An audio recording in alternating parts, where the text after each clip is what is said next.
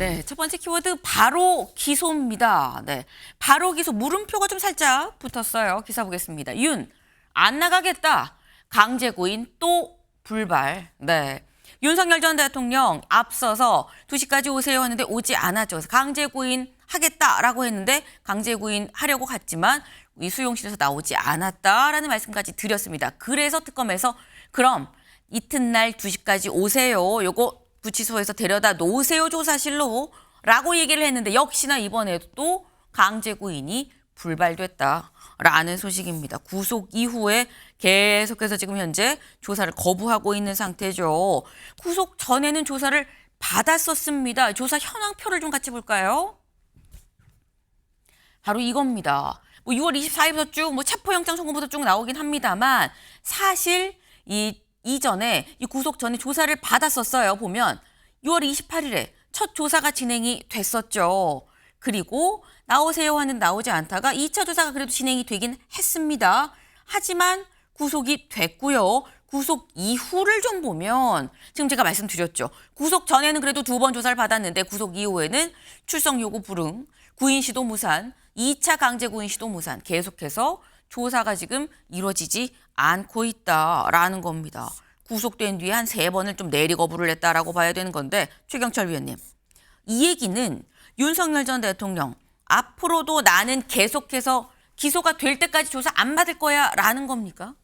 예, 저는 그렇게 봅니다. 윤 전 대통령이 이번에는 구속을 피할 수 없다 이렇게 상황 판단을 내리신 것은 제가 그렇게 들었고 그리고 지금 뭐 듣기로는 김건희 여사도 이번에 기소를 피할 수 없다. 그러니까 구속도 피할 수 없다. 그러니까 이미 구속됐지 않습니까? 네. 구속되기 전에 그 이번에 구속 피할 수 없다 이렇게 생각하셨다고 하고 지금 아직 집에 있는 김건희 여사도 구속에 대해서 각오를 하고 있다 이렇게 듣고 있습니다. 그러니까 이제 거기에 대한 전략을 세웠겠죠. 윤 전 대통령도. 근데 윤 전 대통령의 전략은 이거죠.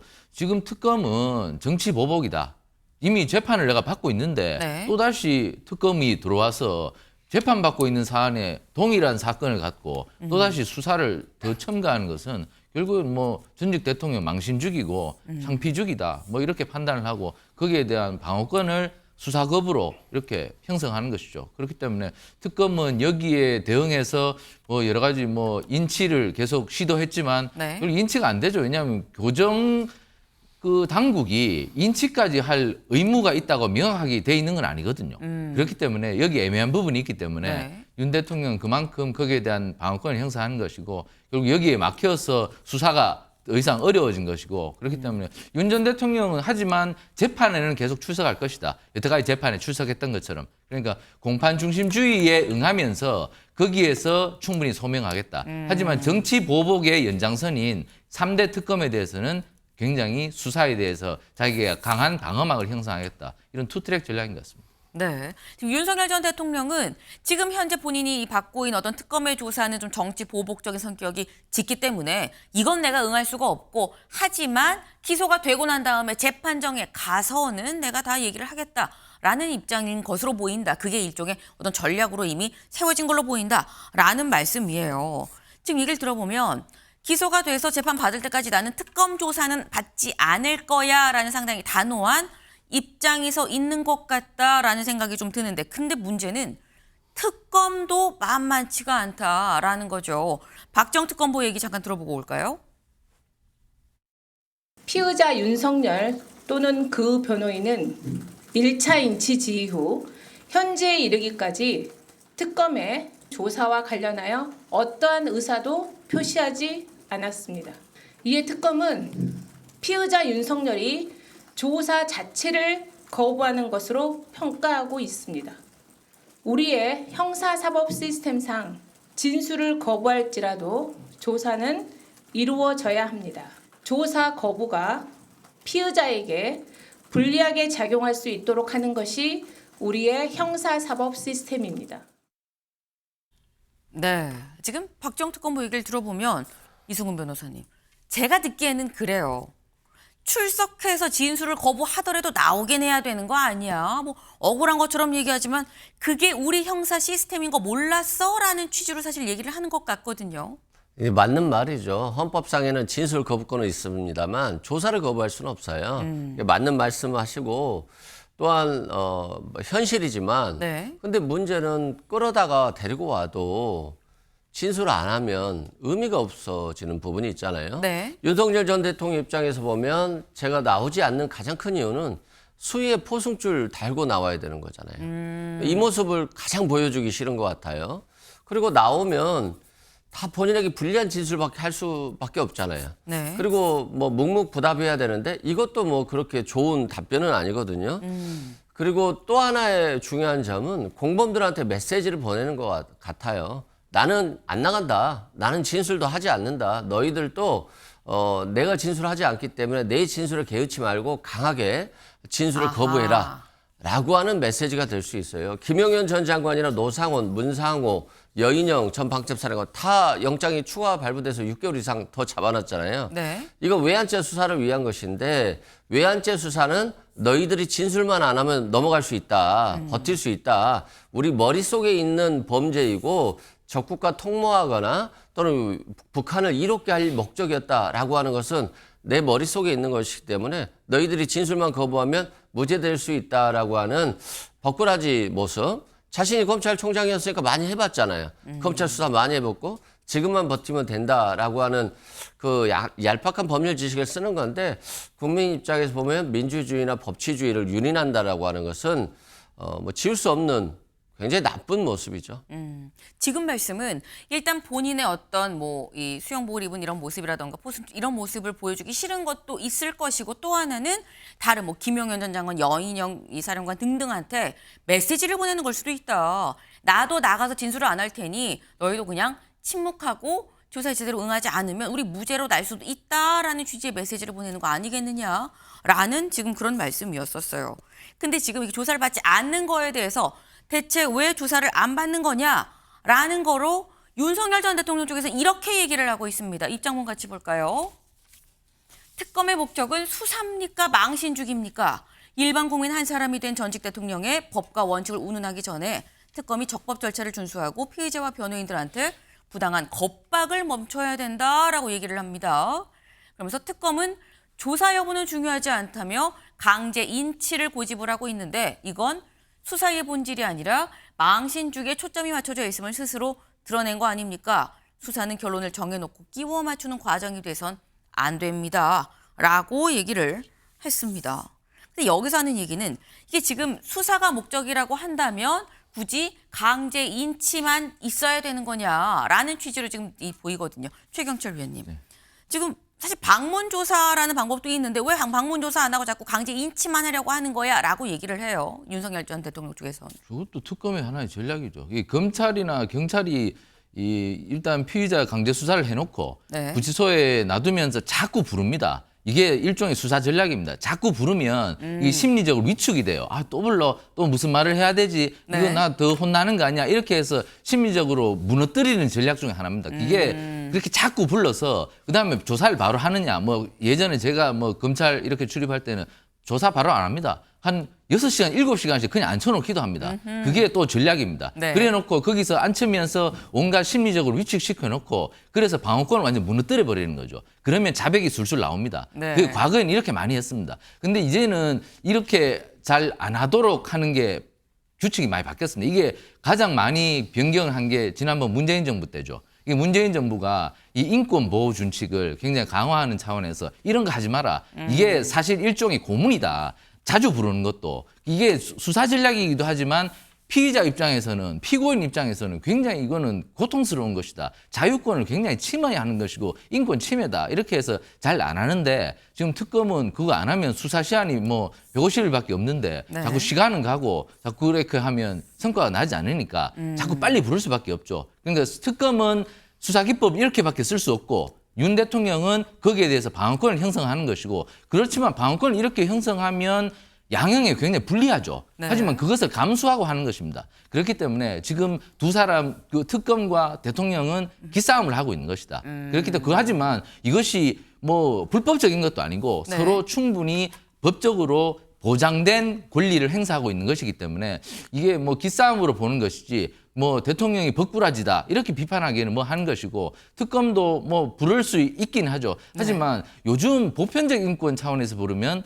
너무 자주 부르는 것도 사실 그 규정에 맞지 않죠. 그렇기 때문에 둘 다 비판받을 여지가 있기 때문에 기싸움은 계속될 것이다. 하지만 일방적으로 대통령에 대해 또 특검에 대해 그렇게 비판이 가지는 않을 것이다. 저는 이렇게 판단합니다. 지금 특검과 윤 전 대통령 쪽에서 서로 상당한 기싸움을 하고 있다. 하지만 이게 법적으로 보장된 권한 내에서 하는 기싸움인 만큼 이걸 또 뭐라고 하겠느냐라는 말씀을 지금 하셨어요.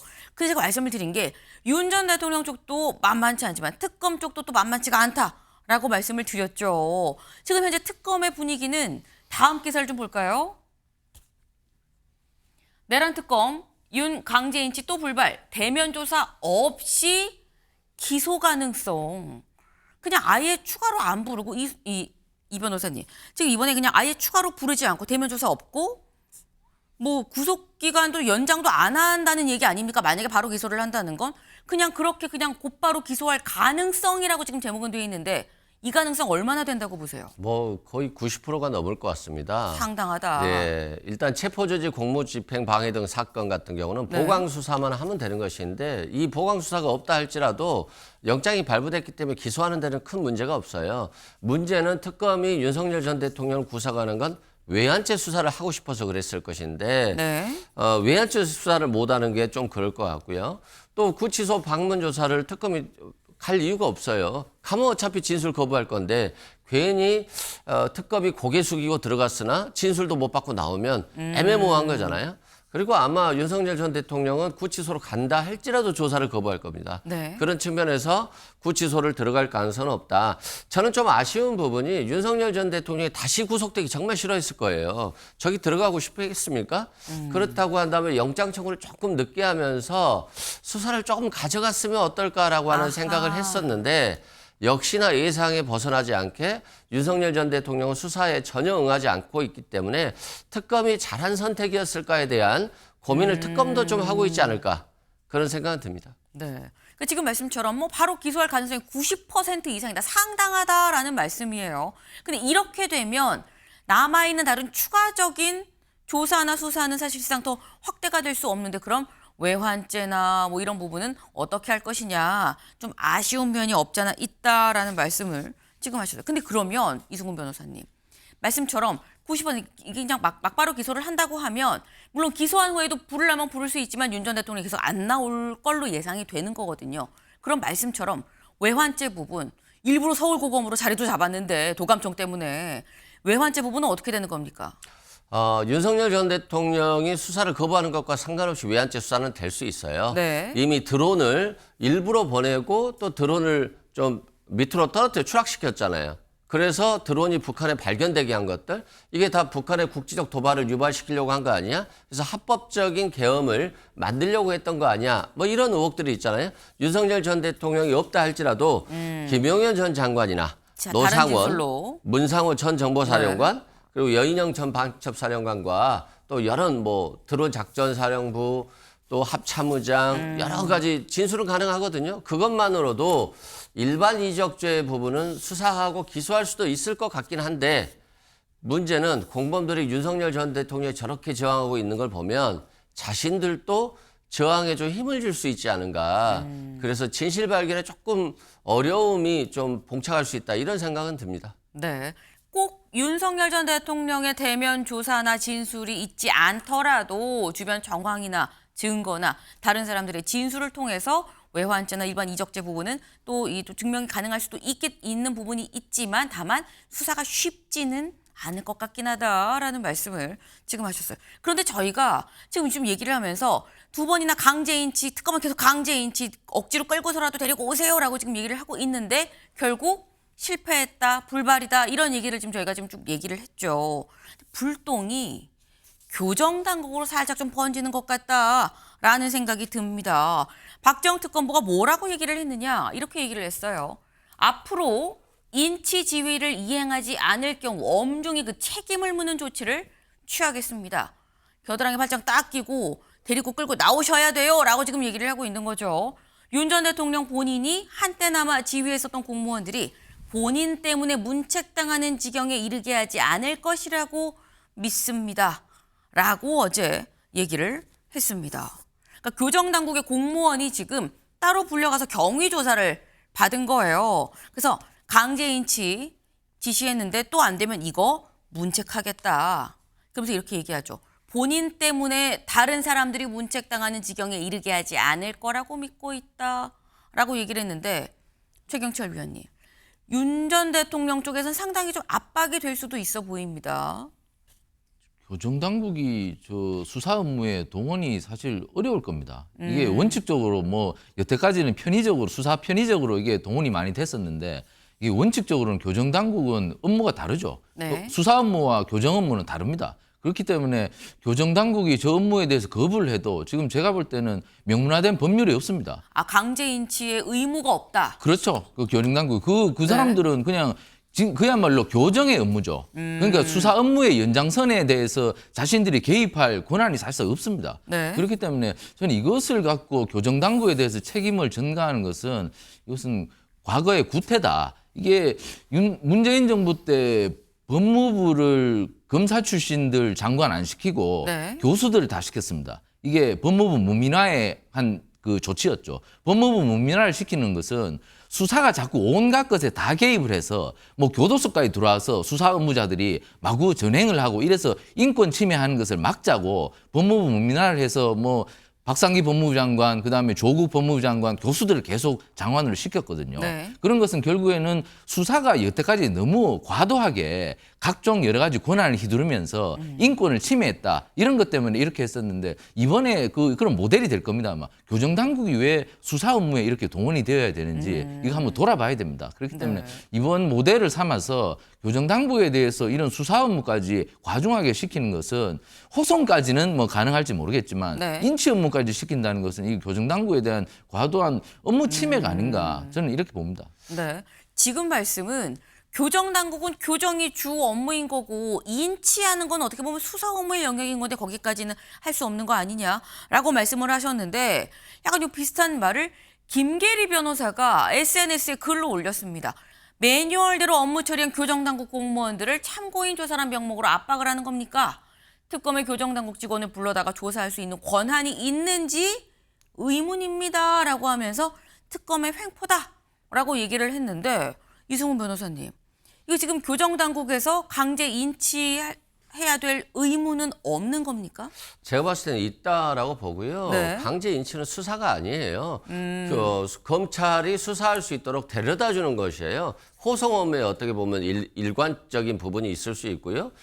수사관들이 그럼 너희들 직접 해라라고 할 수 있죠. 네. 근데 수사관들이 윤석열 전 대통령이 머무르고 있는 쇠창살이 있는 그 감방까지 가진 못해요. 들어갈 네. 수가 없어요. 그럼 최소한 수사관들이 있는 곳까지는 인치해 줘야 되거든요.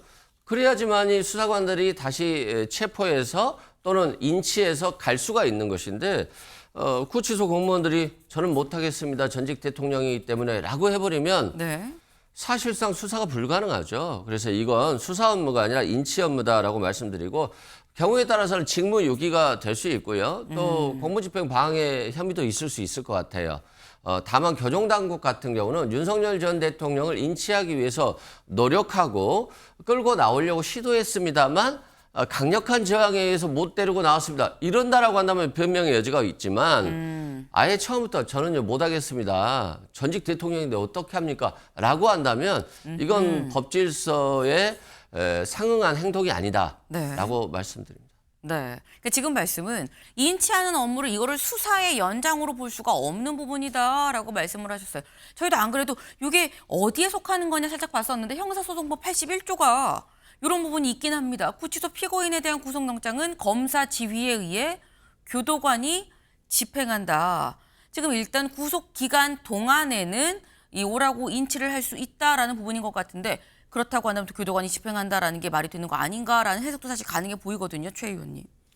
인치 업무에 대해서 명확한 규정이 없다고 좀 들었습니다. 이 교도관이 어느 정도의 개입을 네. 해야 되느냐. 이게 이명박 대통령이 지금 윤석열 전 대통령이 서울중앙지검장 할 때 구속됐을 때 그때 또 검찰에서 나오라고 그랬죠. 나와서 그 수사 받아라. 네. 그 조사 받아라. 계속 3번 불렀는데 다 안 나갔습니다. 그때도 거부할 권리가 있는데 왜 나가냐. 그때 윤석열 중앙지검장 그럼 할 수 없다. 그냥 거기서 뭐 하든지 이건 강제 인치는 안 된다. 이렇게 판단을 내린 사례도 있고 하기 때문에 제가 말씀드렸지 않습니까? 문재인 정부 때 이런 게 굉장히 많이 바뀌었다고요. 네. 많이 바뀌었는데 지금 이재명 정부는 문재인 정부의 바통을 이어받는 정부인데 지금 모순적인 행동을 하고 있는 거예요. 그렇기 때문에 바뀐 것을 왜 또 거꾸로 돌아가는지 그게 이해가 잘 안 되는 것이기 때문에 윤석열 대통령도 잘 아는 거죠. 그때는 이렇게 했는데 왜 이렇게 돌아가. 그렇기 때문에 이렇게 권리를 행사하는 것이기 때문에 이것은 인치가 강제적으로 불가능하다. 교정당국이 나설 수도 없다. 저는 네. 이렇게 보고 그렇기 때문에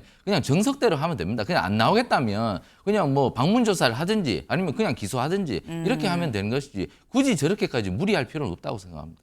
네. 지금 일단 특검은 나오라고 하고 윤 전 대통령은 안 나가겠다라고 얘기하고 있는 상태에서 다음 조사 일시가 아직 나오지 않은 상태죠. 만약에 다음 조사 일시가 또 확정이 되고 나오세요라고 하면 다시 한번 또 3라운드, 4라운드의 신경전이 벌어진다고 하면 그땐 얘기가 또 어떻게 전개될 것이냐 여부가 좀 주목이 됩니다.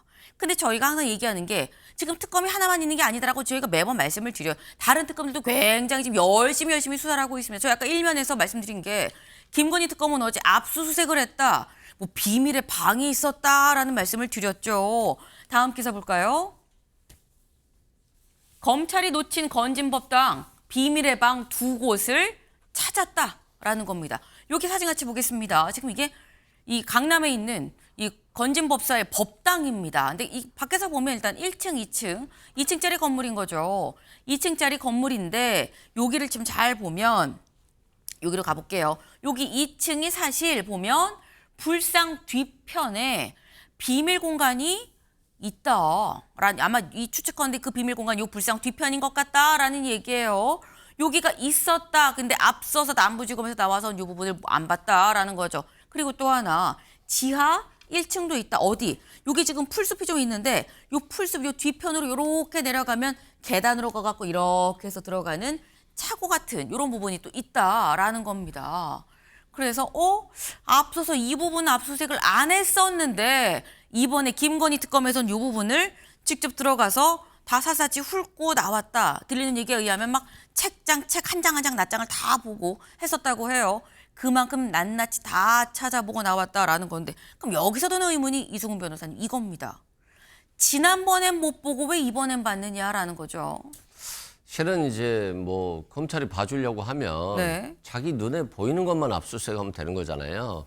굳이 막 벽을 두들겨서 그 벽 뒤에 비밀의 방이 있는지 안 보는 겁니다. 근데 그때 당시에 윤석열 전 대통령이 대통령이었고 검찰총장도 윤석열 전 대통령이 임명했고 건진법사라 명태균 수사를 지연시키기 위해서 굉장히 노력하고 있었거든요. 또 특히 명태균 씨 관련해서는 핸드폰을 뭐 산소에 숨겨놨다. 뭐 이렇게 하면서 사실상 그 뭐 전자레인지에 돌리면 핸드폰이 다 해체된다. 뭐 이런 얘기를 검사가 했다는 얘기까지 있었잖아요. 그만큼 수사에 대한 의지가 없었다라고 말씀드리고 굉장히 저렇게 숨겨져 있는 방들, 숨겨져 있는 공간들은 굉장히 비밀하잖아요. 안락하고요. 그러면 뇌물을 주려고 오는 사람, 공천 받으려고 하는 사람, 네. 인사청탁을 하려고 하는 사람들이 저기에 그냥 안락하게 들어가서 비밀 대화를 나누고 돈이 건네지고 며칠 뒤에 공천을 받고 인사가 되는 거죠. 그러면 그 공천이나 인사권은 누구에게 있겠습니까? 결국 김건희 여사나 윤석열 전 대통령으로 향할 겁니다. 그러면 이것에 대한 수사도 결국 이분들을 불러야 되는 것인데 네. 윤석열 전 대통령이 저렇게 수사를 거부하고 있으니까 저 사람들이 얼마나 진술을 솔직하게 할지 아니면 윤석열 전 대통령을 본받아서 계속해서 거짓말을 할지 한번 좀 지켜봐야 될 것 같습니다. 네. 그러니까 지난 검찰의 조사와 달리 이번에는 훨씬 더 꼼꼼하게 보고 있다라는 취지의 말씀이에요. 그렇기 때문에 지난번에 안 보고 지나갔던 부분까지도 지금 다 싹 다 낱낱이 지금 보고 있는 거 아니겠느냐라는 말씀인 건데 관련해서 사실 다음 기사 볼까요? 어제 압수수색에서 나온 건 아니긴 합니다만 동아일보 같이 보겠습니다. 건진과 처남 찰리 휴대전화 2대씩 압수했다라는 거죠. 여기에 이제 공천 인사청탁 수사 부분이 요 휴대전화 압수한 휴대전화를 갖고 좀 이루어지지 않겠느냐라는 거예요. 지금 건진법사 그리고 건진법사의 처남 이른바 찰리라고 얘기되는 이 사람의 휴대전화를 2대씩 총 4대를 압수했다라는 건데 이게 그럼 아까 거기 비밀의 방에서 나온 거야 라고 생각하실 수 있습니다만 거기서 나온 거는 아닙니다. 여기 좀 같이 볼까요? 특검은 이날 전 씨 휴대전화를 보관 중인 걸로 알려진 전 씨 변호인의 법률사무소를 압수수색했습니다. 여기에서 전 씨와 찰리로 불린 이 전 씨의 처남 김모 씨가 사용하던 휴대전화를 각각 2대씩 총 4대를 확보했다. 전 씨 측 관계자는 검찰에 압수됐다가 돌려받아서 변호인이 보관 중이던 휴대전화다라고 얘기를 했고 검찰 수사 과정에서 이 휴대전화 안에 있었던 내용이 요거였었다는 거죠. 자신의 딸한테 문자 메시지로 신모 행정관은 찰리 몫으로 들어간 거니까 언제든지 쓸 수 있어 라는 메시지가 요때 요 압수해서 포렌식 결과 나왔던 거다. 근데 그렇다고는 여기서 또 의문이 이런 게 있어요. 아니 앞서서 이미 압수해서 다 쭉 포렌식하고 돌려준 건데 이거를 최경철 위원님 굳이 다시 변호사 사무실에 가서 돌려준 걸 다시 또 압수해온 거거든요.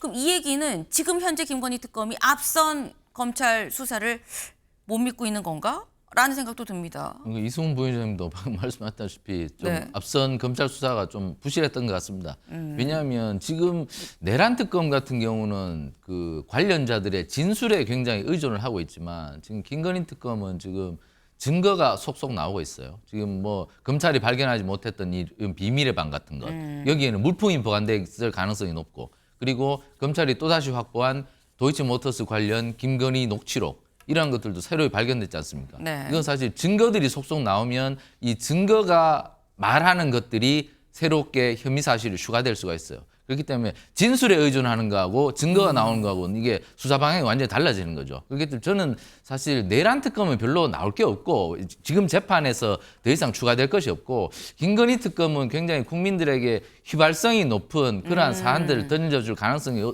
높다고 저는 보는데 왜냐하면 이게 사실 부패 사건이지 않습니까? 부패 사건이고 뭐 선거 범죄도 있고 이래서 국민들이 분노하시기에 딱 맞는 그러한 사안들이 많아서 더욱이 검찰의 부실 수사까지 불거지고 새로운 증거들이 속속 나오면서 여기에 굉장히 김건희 여사는 굉장히 불리해질 가능성이 높다. 김건희 여사 물론 제가 아까 모두에 말씀드렸다시피 구속을 각오하고 있답니다. 그만큼 거기에 대해서 뭐 혐의에 대해서 방어도 잘 하겠다는 그런 생각도 하고 있다는데 네. 그러나 이렇게 증거가 많이 나오면 굉장히 불리해질 수가 있다. 그렇기 때문에 뭐 지금 특검이 이왕 수사를 시작했는 김에 좀 제대로 수사를 해서 국민적 의혹을 잘 해소시켜 주시길 기대합니다. 네. 지금 말씀은 내란 특검보다도 사실상 특검이 가장 많은 성과를 좀 이번에 낼 거라고 예상이 되는 건 오히려 김건희 특검이다. 뭔가 자꾸 뭔가 증거가 좀 추가적으로 나오지 않고 나오는 거 아니겠느냐라고 지금 말씀을 하셨어요. 그리고 실제로 어제 첫 체포영장도 지금 현재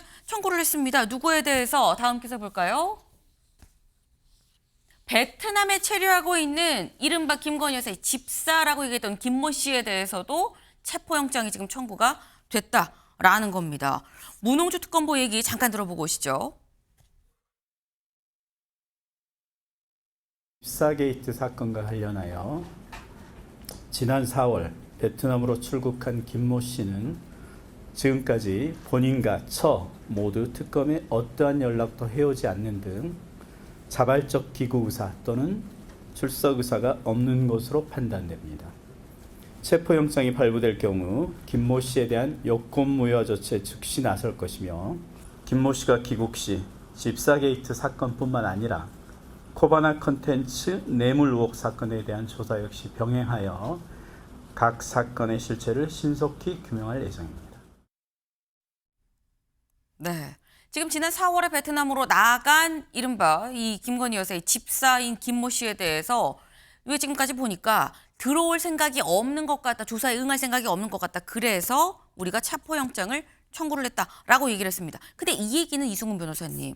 사실 이 집사 김모 씨 입장에서는 둘 중에 하나예요. 연락을 끊고 잠적을 하든지 아니면 조용히 아니에요. 저 여기 있습니다. 라고 손들고 빨리 귀국을 해서 조사를 받든지.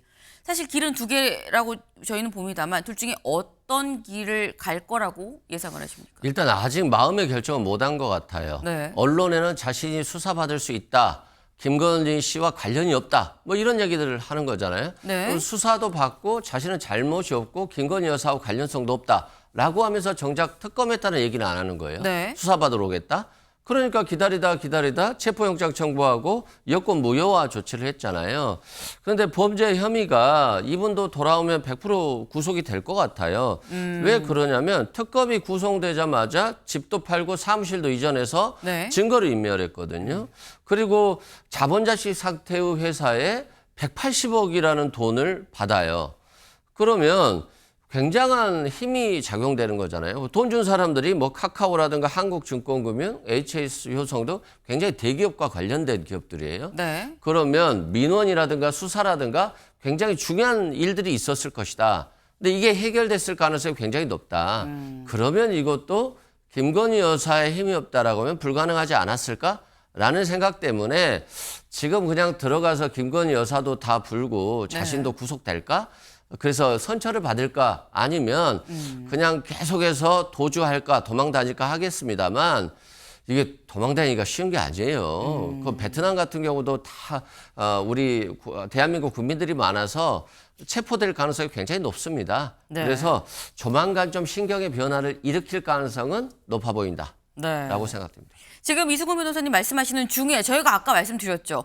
아직 3차 강제 구인 어떤 이 일시는 나오지 않았다라고 말씀을 지금 조금 전에 지금 나왔습니다. 오늘 오후 2시에 다시 한번 강제 구인을 시도한다.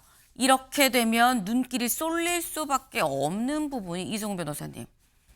교정 당국이 이번에는 그럼 강제로 끌어낼 것이냐라는 겁니다. 짧게. 교정당국도 굉장히 부담스러울 거예요. 네. 뭐 직무유기 등 문제를 삼겠다라고 하는 거니까 최소한 형식적으로라도 윤석열 전 대통령을 끌어내려고 하는 시도는 할 것 같아요. 아하. 그런데 결론은 뭐 실패했다라는 소식이 전해지지 않을까 싶습니다. 네, 알겠습니다. 일단 오늘 다시 한번 특검이 오늘 오후 2시까지 다시 오세요라고 얘기를 했고 어제 교정당국에 대해서도 플러스 따로 이 주의를 줬죠. 때문에 오늘 오후 2시에는 조사실에서 특검과 윤 전 대통령이 마주 하게 될 것이냐 여부도 주목이 되는 대목입니다.